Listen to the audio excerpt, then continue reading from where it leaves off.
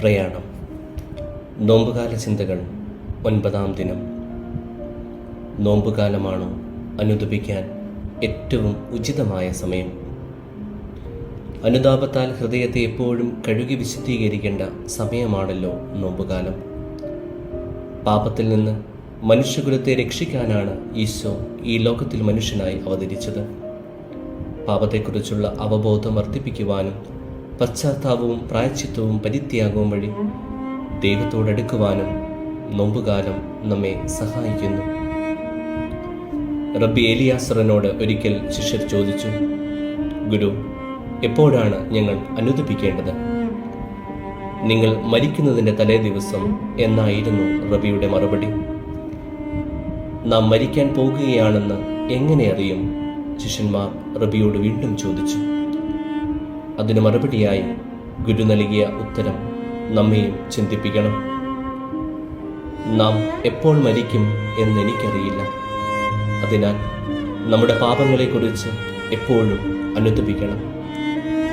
ശരിയായ അനുതാപം സ്വർഗത്തിൻ്റെ വാതിലുകൾ നമുക്ക് മുൻപിൽ താനെ തുറക്കുന്നു. സ്വർഗത്തിന് വലിയ സന്തോഷം സമ്മാനിക്കുന്ന മനുഷ്യാത്മാവിൻ്റെ തുറവിയാണ് അനുതാപം.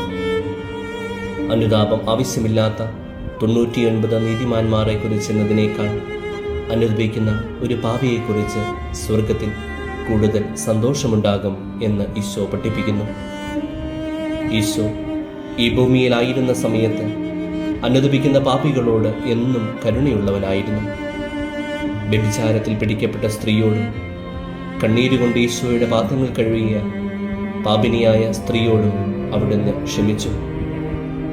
മരക്കുരിശിൽ മരിക്കാൻ കിടക്കുമ്പോഴും തൻ്റെ വലതുവശത്ത് കിടന്ന് അനുദപിച്ച നല്ല കള്ളനെ പറുദീസ നൽകി അനുഗ്രഹിച്ചു. നമ്മുടെ അനുതാപത്തെ മരണത്തിനൊരുക്കമെന്ന നിലയിൽ മാത്രമായി ചുരുക്കരുത്. വിശുദ്ധിയുടെ ജീവിതം നയിക്കുവാനും അത് നമുക്ക് പ്രചോദനമാകണം.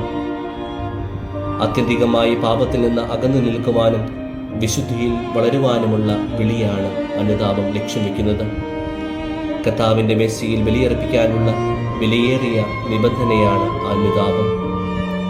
നീ ബലിപീഠത്തിൽ കാഴ്ചയർപ്പിക്കുമ്പോൾ നിന്റെ സഹോദരന് നിന്നോട് എന്തെങ്കിലും വിരോധം ഉണ്ടെന്ന് അവിടെ വെച്ചോർത്താൽ കാഴ്ചവസ്തു അവിടെ ബലിപീഠത്തിന് മുൻപിൽ വെച്ചിട്ട് പോയി സഹോദരനോട് രമ്യതപ്പെടുക. പിന്നെ വന്ന് കാഴ്ചയർപ്പിക്കുക. അൾത്താരിയിൽ അനുതാപമോടെ അണിചേർന്നിടാം. ഇന്ന് തുടങ്ങുന്ന മനോഹരമായ ഭക്തിഗാനവും നമുക്ക് തരുന്ന സന്ദേശം മറ്റൊന്നല്ല. നമ്മുടെ പാപങ്ങളെയും പാപ സാഹചര്യങ്ങളെയും ഓർത്ത് അനുതാപത്തോടെ കണ്ണുനീർ തൂക്കി നോമ്പുകാലം നമുക്ക് വിശുദ്ധമാക്കാം.